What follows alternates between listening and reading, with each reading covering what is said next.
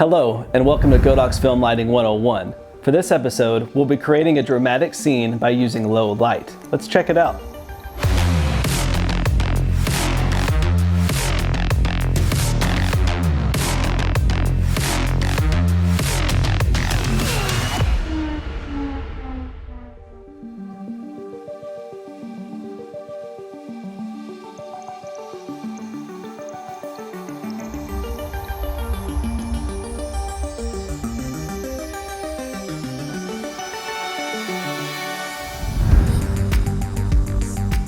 For this setup, we wanted to create something with a lot of drama by using low-key lighting.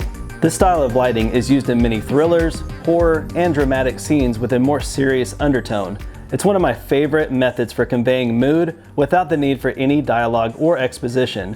When using low light, I like to think of the light as a character itself. The way it illuminates the environment can help drive the story surrounding the actor. So when using low light, don't be afraid to embrace the darkness. A lot of times you're going to want to add even more light because you think it looks really dark in your scene. But shadows are your friend, especially when using low-key lighting. It'll add even more mystery to your scene. What we liked about this location was that there were several options to choose from. So when choosing our composition, we wanted the camera to be very close to our subject. So you're looking down the hallway, you'll turn, find your eye line, hands come up.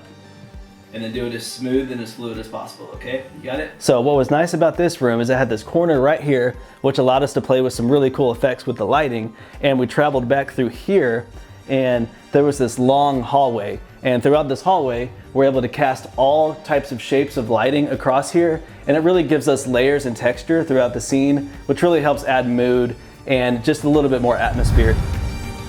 So a few things that I really liked about this set were this little nightstand right here. Has these little diamond shaped cutout holes in it, and I think those are going to cast really cool shadows once we put a light in there. And if we travel back here a little bit more, there's this cool texture in the doorway here, and what that's going to allow is for dimension. Once we add some light to it, I think we're going to get a really cool effect with it.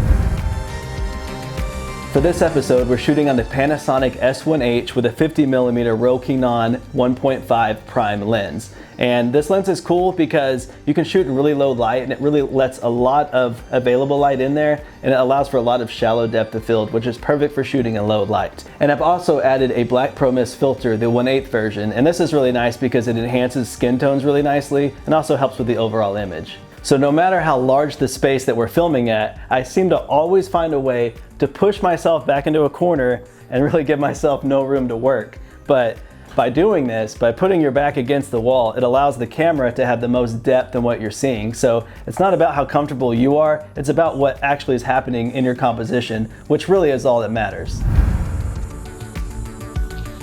Things may look a little dark right now, and that's totally fine because we're working with low-key lighting. And what we want to do now is we want to set up a light to give our scene the most depth possible.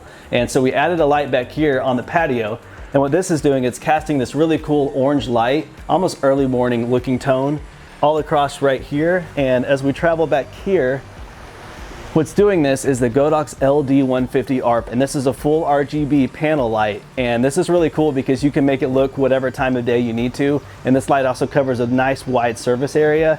And so what I have here is the Godox Light app, and this app is really cool because you can control a light like the LD150R, and you can go into the settings, and it's full RGB, gives you tons of color options. You can dial in the wheel however you need to. Another nice thing about using the Godox Light app is that whenever I'm behind the camera, I can easily access the light that's all the way on the patio with just my phone. So I can dial in the exact color that I need to, or the brightness of the light. For this one, we like the early morning light, about 26 degrees or so. And I only have it on 10% brightness. That's about all we needed for this. If we go too much, then it becomes a high-key lighting scene, which is not what we want. So we're gonna stick with low-key lighting and keep it low, just so that this light doesn't spill all throughout the environment.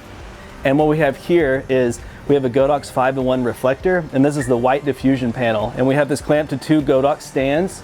And these come in really handy because they help soften the light even more. And to make things look even more natural within our scene, we wanted to use the sunshades that were already on location here. And so what this is going to do is add double diffusion, and it really helps soften the light even more as it spills across the interior of our environment.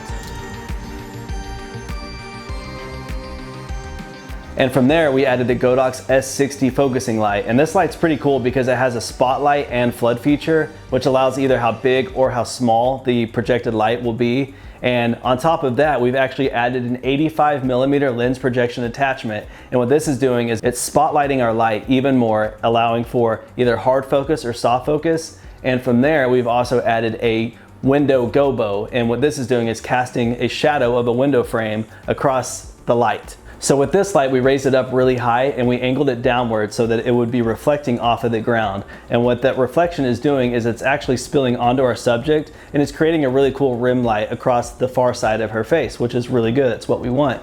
And the other thing that it's doing is, if we travel back here, the gobo is actually casting a really cool shadow of the window frame all across the ground here and on this doorway here. And this doorway has these little cutouts, which helps add even more dimension in our scene, which just helps texturize everything in our background of our composition, which I think looks really cool.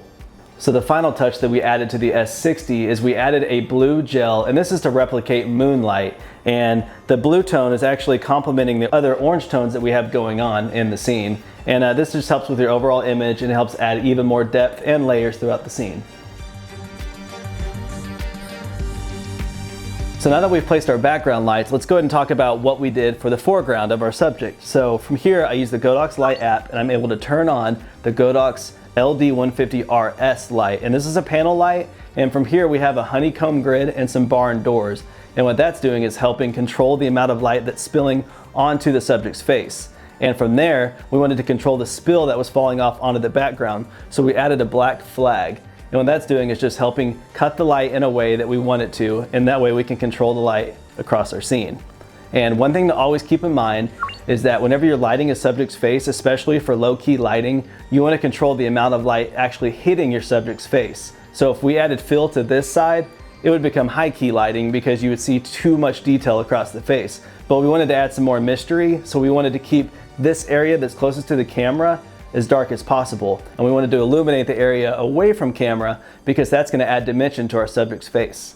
And because this light is a full RGB panel light, we're able to control exactly the color tone that we wanted. And we wanted to pick just more of a daylight balanced color, so that way our subject's skin tone looked really natural in the environment. So now that we lit our subject the way that we wanted to, let's go ahead and play with some shadows in the back wall back here. So we're gonna add a Godox TL60 tube light, and I can turn it on with the Godox light app. And the way that we have it placed, it's actually helping produce some really cool shadows, which helps add texture and just an overall really cool aesthetic to our scene. Oh.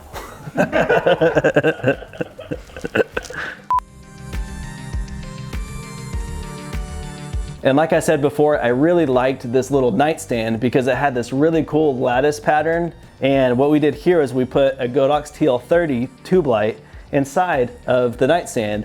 And what this is doing, it's illuminating all these little holes here, which cast us really cool shadows all across the wall back here. And we wanted the orange tone to match the tone that we have way back on that patio light.